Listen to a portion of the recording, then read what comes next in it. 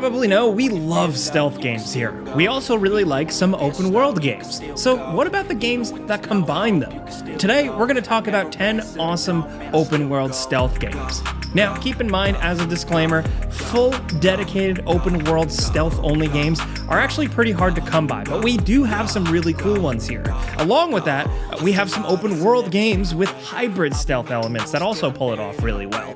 But anyway, let's get started off with number 10. Assassin's Creed Syndicate is one you probably didn't think we would put on this list, but as big fans of like the classic style Assassin's Creed games, we had to give it some love, especially with how Syndicate really does stealth. Syndicate straight up is a pretty cool stealth experience. It's not perfect. The enemy artificial intelligence is really stupid, but bear with me for a second. I'm gonna get a little deep and annoying into Assassin's Creed stuff. So Assassin's Creed Unity kind of set up some modern stealth elements for Assassin's Creed, specifically like the crouch button and just how it all flowed worked really well. Fans really liked the direction the stealth was going. It had social stealth elements, it had hiding in crowds, it still had missions that were like black box missions where you could take out your target however you wanted from whatever sneaky angle you wanted to do. And then Assassin's Creed Syndicate took those elements and really hammered it home by giving you the stuff that fans actually found were missing from Unity. Some noticeable things like being able to pick up and hide bodies and whistle to distract enemies. With those two little additions, it kind of gives Assassin's Creed Syndicate a leg up on Unity.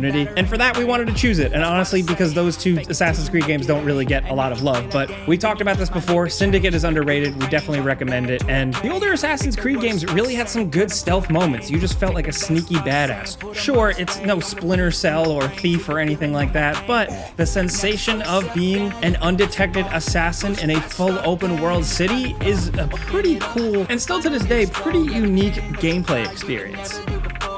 Next, over at number 9, we wanted to take one out of left field. You know, we feel like we talk about the same games here all the time in these top 10 lists, so today we wanted to highlight The Saboteur. This game was released in 2009 and was the swan song. It was like the last game from Pandemic Studios. And it was really cool and really unique. It was an open world, Nazi Germany occupied Paris. The world is oppressed and black and white mostly, with stark use of color here and there, and as you slowly work to liberate this open world and free the French people from the oppression, the world would open up with some cool pops of color. Now, it was very much released in a time where there were a lot of open world games and a lot of them trying to do everything and kind of fall flat on their face, and this game is a little goofy and janky here and there, but still, it's really awesome, and it has some stealth elements worth celebrating. You can sneak your way around, you can climb up on rooftops, you can plot your attacks sometimes. There are stealth kills, there are silenced weapons, and there's a full disguise system. So take out a Nazi, steal his uniform, and walk around undetected. There's like a whole detection system. And even if it wasn't perfect, it's unlike anything else on this list, and it is set in a pretty cool open world. So we had to give The Saboteur some love, because honestly, nobody does.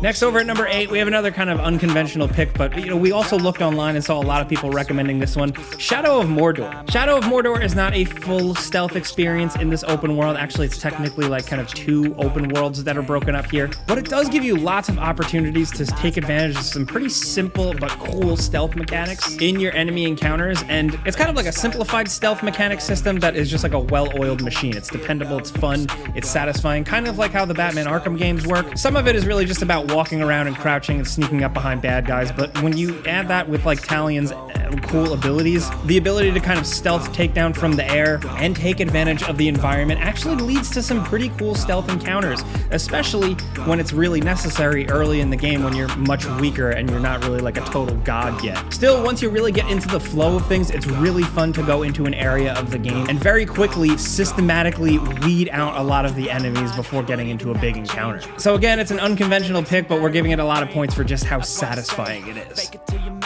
Now, next over at number 7, we have Ghost Recon Wildlands. No, we're not going to talk about Ghost Recon Breakpoint, the newer Ghost Recon game, because we weren't as big of fans of that, but after some updates and some more content added, the previous game, Ghost Recon Wildlands from 2017, actually turned out to be a pretty cool little stealth experience. Now, you are dropped in a pretty massive open world, but when it comes to engaging enemies, this game does allow you to take it slow. Shots matter, precision matters, your stance, how you're creeping around these environments actually makes a difference. And when you're playing with some friends and you go in and like take down a base all stealthy, it's pretty legit and you can feel like a ghost badass. Now, I am an old school fan of the Ghost Recon games and I still don't think that this like holds up to that old feeling you would get playing those games, but still, the stealth here is pretty darn satisfying. Now, next over at number 6, an obligatory mention of RPGs, where you can build your own character and go for a stealth build. Specifically, let's talk Elder Scrolls, Skyrim, Oblivion, what have you. These games have deep enough RPG and character building mechanics that make it so stealth actually feels like a viable playstyle. From the stats you are given to the way the actual world and detection systems work, you can successfully stealth a lot of encounters, and it's in a big old open world, so you really have a lot of freedom to do things however you want. It's not always perfect, of course, but the further you get, the more abilities you have, the better ranged weapons you get, the stronger you are in those specific skill sets. A lot of people who have like mained a ranged character and maxed them out know that you can become pretty god tier, and it just makes for some pretty satisfying open world stealth moments. Not to mention that these types of games do give you the occasional side quest that really emphasizes stealth that are pretty cool.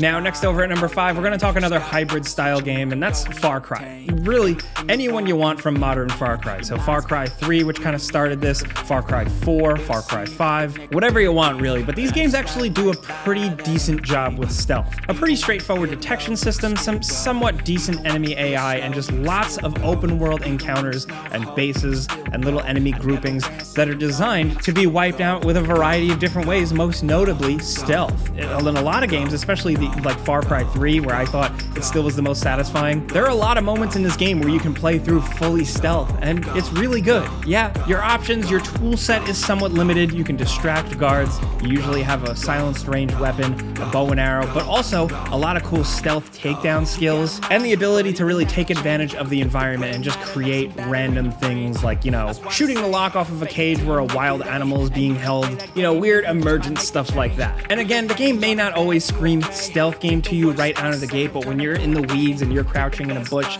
and you are stealthing your way through an entire encounter, it's pretty damn good and it checks these boxes.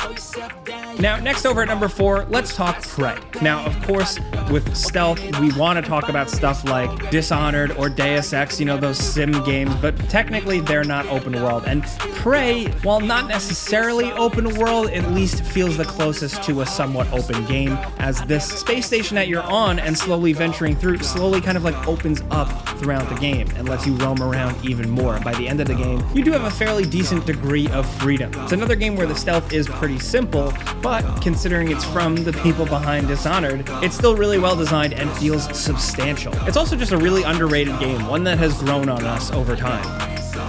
Next over at number 3, a game that we mentioned previously earlier in this video, Batman Arkham City. Now, we could have went with the more action-focused Batman Arkham Knight or Arkham Asylum, but Batman Arkham City is our favorite, so we're gonna roll with it. Batman Arkham City is an open-world game where you get to roam around a big, massive open environment as Batman doing your Batman thing. And there's not a lot of other open-world games that give you a tool set like Batman's. His different vision modes, his grappling hook, smoke bombs, diversions, distractions, all of it really just makes you feel like Batman. Haha, I did the meme. But no, seriously, the way everything is designed in this game, from when you're out in the open world, where you can literally just fly and glide around doing your Batman thing and go completely undetected, maybe taking out some snipers, to going into the more interior areas. Each little moment of the game, whether it's an open world rooftop or a tight interior level, is completely designed for you to embrace all of your Batman stealth abilities, from hiding underneath the floor, to hiding in vent shafts, to dangling on the ceiling, to the various items in the environment to cause distractions. And again, that whole tool set just makes it all feel pretty damn perfect. It is really satisfying to take like a whole little base or like a rooftop filled with gun-toting enemies silently, with no enemy really being aware. It just makes you feel like the Batman, the actual shadow, the fear that is cast in criminals' hearts. It just nails it. And it does it in a big open environment, so we had to give it some love.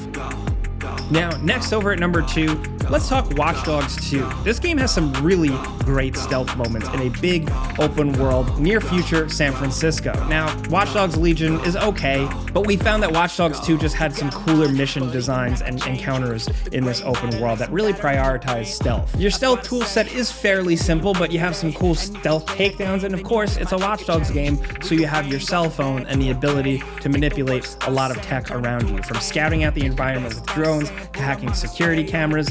There's a lot of ways that you can feel like a stealth badass, but not really in a video game way where you're like this badass superhero guy. You're actually just sneaking into real world places past security guards and doing it non-violently, non-lethally if you want, which of course a real good stealth game always gives you those types of options, and Watch Dogs 2 does it really well. It's an underrated one and really improved on a lot of the gameplay elements from the first game, which we also didn't hate. But if you've never spent any time with Watch Dogs 2 and you do like some stealth in your open world chaos, definitely reconsider this one. Now, down to number 1, of course, we have to mention it if we're talking open world stealth games. The best true open world dedicated stealth game is Metal Gear Solid 5: The Phantom Pain. Phantom Pain gives you 2 big open world maps to really do whatever you want. There are tons of story-based missions and tons of optional missions to just get better at the game, get better tools, build up your base. And the amount of scenarios in this game and the amount of ways to take down different sections quietly and sneakily is pretty staggering. You are given a lot of tools, and if you really take your time, that tool set grows to like a mind-blowing amount of weird and quirky ways you can sneak past bad guys. From satisfying silenced weapons to your fists to weirder tech, Metal Gear Solid 5: The Phantom Pain is kind of like an open world stealth playground, and it just completely cracked the code of making stealth fully open world. You can of course go guns blazing if you want, but the main focus here, at least for us personally, is stealth. It's what the Metal Gear games really are, and no other game has really come close to replicating this formula in open world. Splinter Cell Blacklist went semi-open environment, but even if they make a new Splinter Cell game, could it really accomplish an open world feeling like this? Who knows? Still, we love stealth games, we love Metal Gear, so of course we had to include the open world one at number 1 for our open world stealth games list. Those are our picks. Like I said, this is kind of a complicated and tricky list, but we got some bonus games that we wanted to highlight, some games that just had really, really big environments, even if it wasn't technically open world, like Sniper Elite 4, which is great. Also, the Horizon games, Forbidden West and Zero Dawn, they're technically in a massive open world, and you can be very sneaky. The game gives you a decent amount of tools. Styx, Shards of Darkness, which I don't think was as good as the original game, but still, it's got massive environments and stealth fans have been loving it.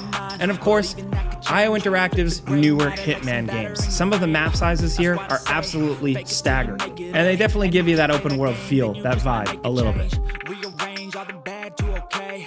Take the worst thoughts saying, turn them to a game. Take the best thoughts saying, put them on display, on repeat in your brain till you're feeling no more pain.